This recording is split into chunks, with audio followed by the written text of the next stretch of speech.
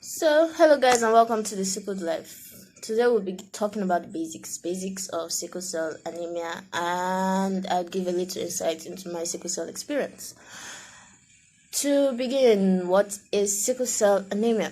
Basically, it's a blood genetic disorder, meaning it's a disorder that affects your blood. Before we go on, how do you end up being sickle cell anemic? This is very easy.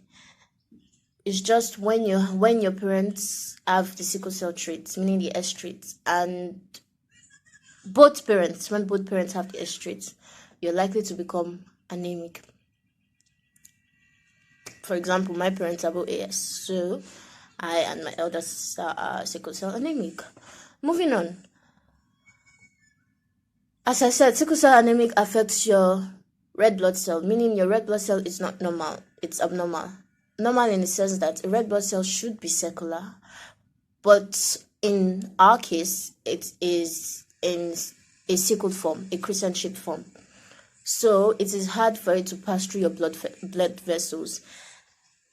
Let me make this simple. If you have, when you switch on the tap and water goes freely, so just imagine something clogs up that tap, then the water rises in the sink and it can't go freely. So now imagine that clog is your red blood cell in a particular blood vessel, and your other red blood cells are stuck at some part, and the other part of your body is not receiving the red blood cell and the oxygen that it needs.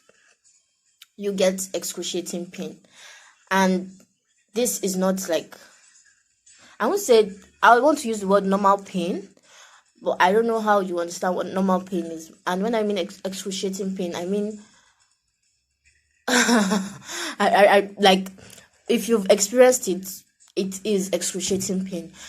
For example, let's use a woman who is about to give birth. That pain you have during delivery, now multiply it. Just multiply it. It helps build up your pain tolerance, but trust me, it is painful. It is.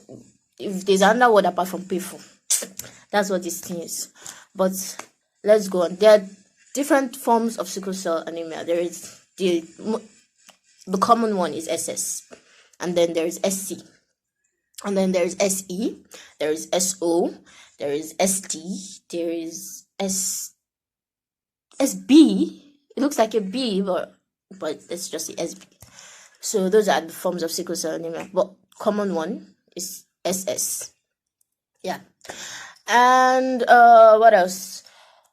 Sickle cell also, there are let's say early childhood symptoms you notice from your child, by the child looking jaundiced in the sense that the child's eyes are yellow, the child is easily tired, the child has shortness of breath, meaning it's hard for him or her to breathe, and delayed growth. It takes time for that child to grow to a particular, and this delayed growth, I have story here, but we'll come back to that. And normally it's called, when you have that pain, it's called you have your pain crisis. But it's not only pain crisis that there for sickle cell anemic patient. There's something called ulcer, and there are a lot more that we'll keep talking about, but let's just solve the basics for today. Pain, and it's called leg ulcer, but it can appear in other places, but mostly it appears on your leg. And if you have the ulcer,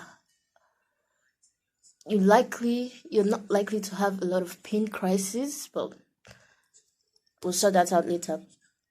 And then also, sickle cell anemia can lead to organ failure, eyes, liver, lungs, heart. That's why sometimes people feel like, this person is not going to live long. But if you use your medications, if you listen to the doctor, I'm saying listen to the doctor. Me, I hate some of my doctors, and they say this use medication. Me myself, I hate medication, but I try my best to use my medication and drink a lot of water, help myself.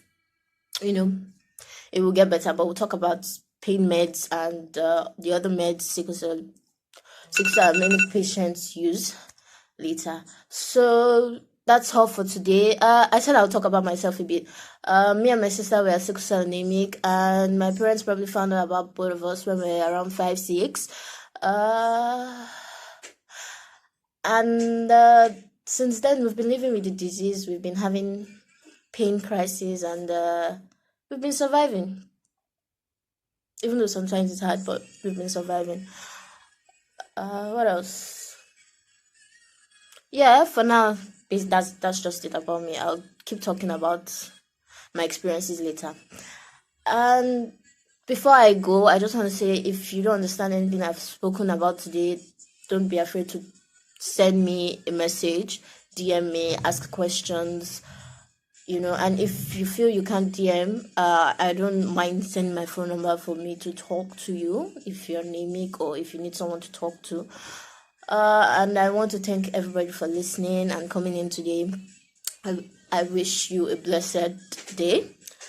And don't forget to share, like. Have a lovely day. Bye.